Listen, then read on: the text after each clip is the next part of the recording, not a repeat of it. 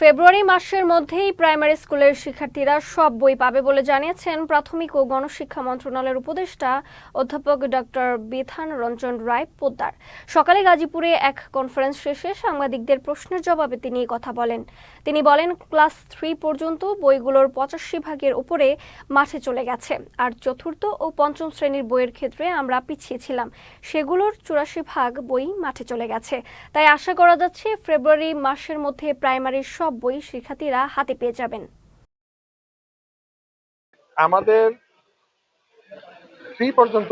Class 3 পর্যন্ত বইগুলো সেইগুলোর আপনার 85% উপরে তাদের চলে গেছে মাঠে।